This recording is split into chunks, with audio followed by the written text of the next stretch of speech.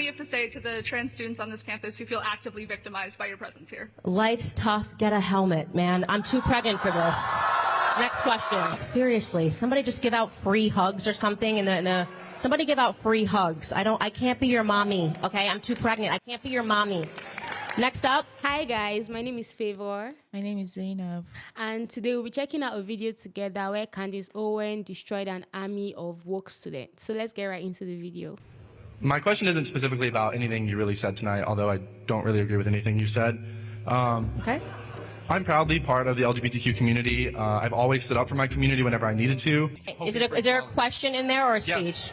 You got to ask a question, buddy. I know you wrote this out in your notes, but ask a question. Let's go. How do you think other people who, with your beliefs, respond to the fact that your hateful and harmful rhetoric costs the lives of queer children every single day, on average, every 45 seconds? Okay, so this is just going to be a pure boogeyman. You're pretending that someone committed suicide because of Candace Owens. You've got no facts here. You're just going, it's your rhetoric that's causing all of this. When in reality, you want to talk about the tea. I sat down with a man named Walt Heyer who was convinced to chop his penis off after your community told him that there was something wrong with him because he had confusion. Why was he trans? Because he was molested when he was 4 years old by his uncle. Rather than being sat down and spoken to by a psychologist, he was handed hormone pills, and he eventually chopped off his penis. Walt Heyer is now 80 years old. He detransitioned, and he does a lot of work talking about why it is that he runs a charity, okay, an actual charity that is dedicated to sex change regret, of people who have changed their parts and can't go back. And you know what happens? Suicide rates go up after they transition. And Candace Owens wasn't the one that chopped their dicks off.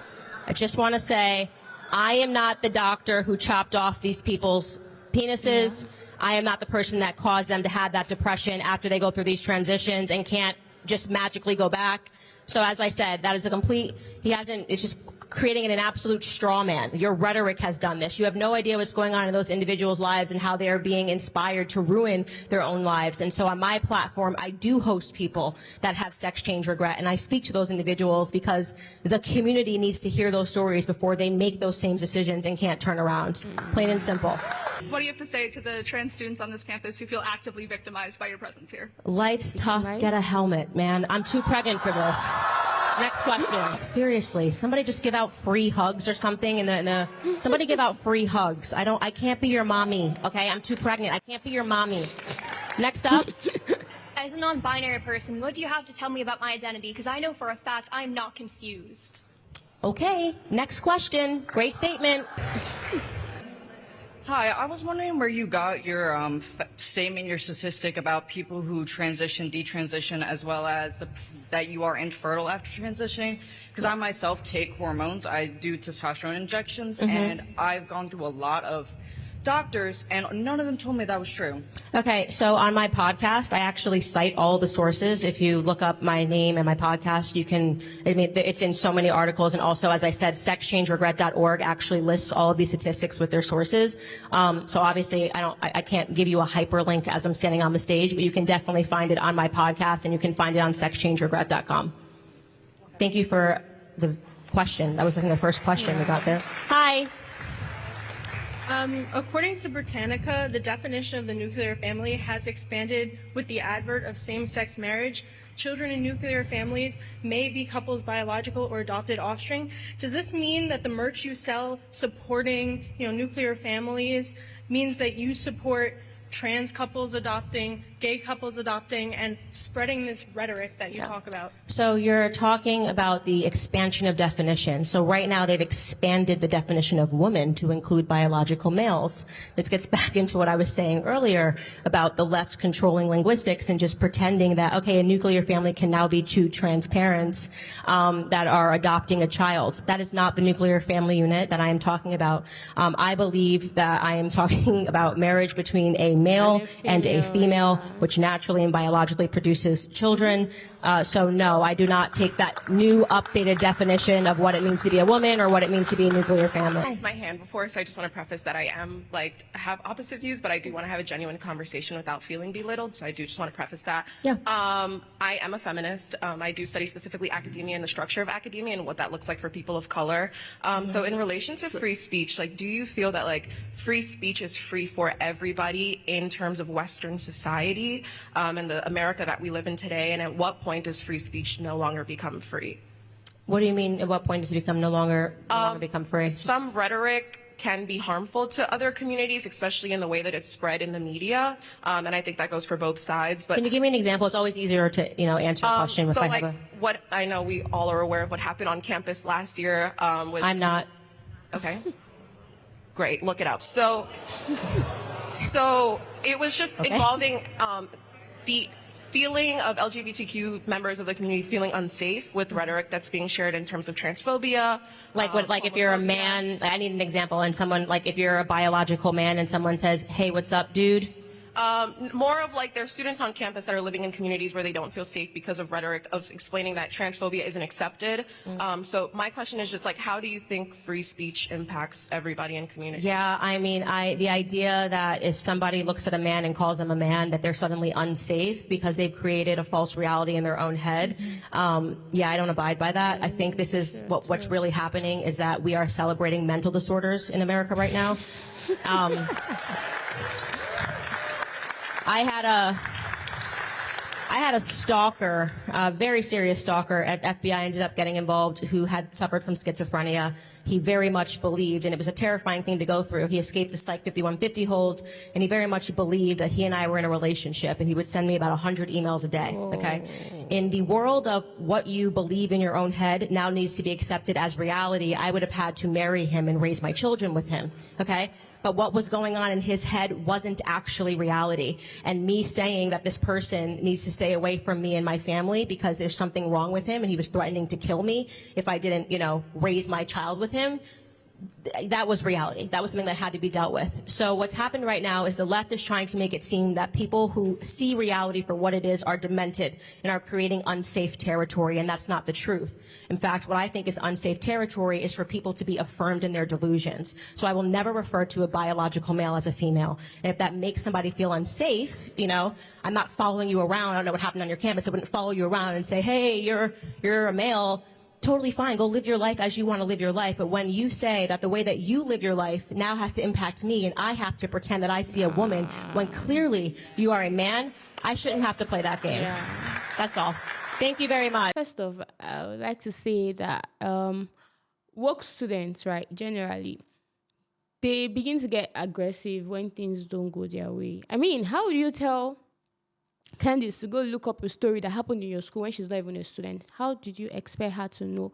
Must she know everything that is happening on campus when she's not a student in that campus? I don't think that makes sense. And it's not just that person. I don't know. I've seen it in like multiple videos that whenever a conversation is not going in line with work students' feelings, they just tend to get upset and tend to get aggressive and become rude because I don't see why I don't know, that felt rude to me. That felt like she was, being rude and stuff. I don't think, right, from the first speaker that spoke, right, I feel like transitioning should not be the first line of action for people that feel like they are not the gender they're supposed to be. I mean, the fact that you feel a different kind of way does not mean that you're a different person. In reality, right, we can't actually change the gender that we are, the gender that we were born into. No matter how we try or no matter how we say we feel a certain kind of way, the truth still remains that we can't actually change who we are, no matter how much we try to. And then people transition, and at the end of the day, they become very, very, depressed. Because a lot of these people that transitioned, right, they want to transition back, but they can't.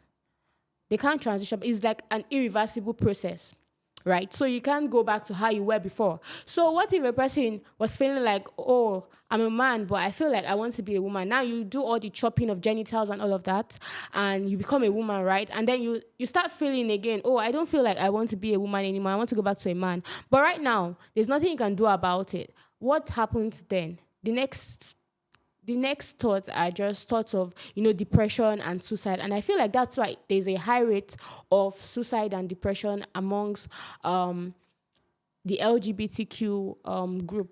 If we look it up, we'll see that there's actually a very high rate. I don't think it's because people don't really accept them in the community. I feel like it's more or less because a lot of times after changing their genitals, right, they want to go back, but they can't. And then that's when reality actually hits them that, oh, this stuff I've done, I can't change it. I can't reverse it. I have to live with it. This is now my new reality. So I feel like before, going up for stuff like this, I feel like the first step should be like actually seeing a psychologist or a psychiatrist, somebody that will talk to you, therapy, because I feel like it's a mental kind of stuff, it's a mental disorder.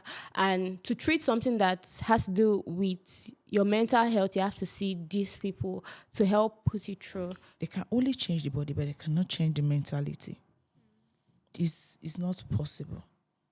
They can't change it. Okay. So it's not good. If you're a man, be a man. If you're a woman, you be a woman.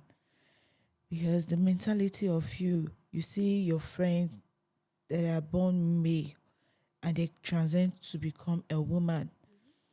You don't think about the consequences, but you always you think about the look. You only think about the look, but you don't think about the consequences or the repercussion. Really, in all honesty, in as much as like people have their rights, right? So we can't force them to do what they don't want to do. But I just feel like this thing has a lot of. I'm not saying it's not their rights, but they need to think about the consequences. Yeah. And they need a therapist. Very important, actually. What if you don't have the money, the income, the source to maintain yourself? Because all these things is all about maintenance. I, being born as a lady, I don't need to maintain my skin. If I don't have the money, I don't have it. But there's nothing that's going to change my body. Yeah, that's true. But if I, born of a woman, and go to the hospital to transition into a man, I will need to maintain my body. What if I don't have the money to maintain myself? Keep maintaining. Actually, that's true. Keep maintaining my body. Maybe that's why a lot of them fall into depression too. Use the same thing of as a lady doing BBL, and BBL, if you don't maintain it, it will affect you. Yeah, that's true. So you need to look into the future before taking a decision. Look out for your future and also think about the consequences, because whether we like it or not, there are consequences for all of these our actions. Yeah. So guys, that's what we think about this video we just watched. We'd like to know what you think about the videos. Do you think the woke students were right? Do you think Candace was right in the way she responded to them? Do you think we're right in what we said? Please let us know in the comment section. And please also don't forget to like this video, subscribe to this channel for more videos, and also please share with your friends. Thank you so much for watching. Bye. Bye.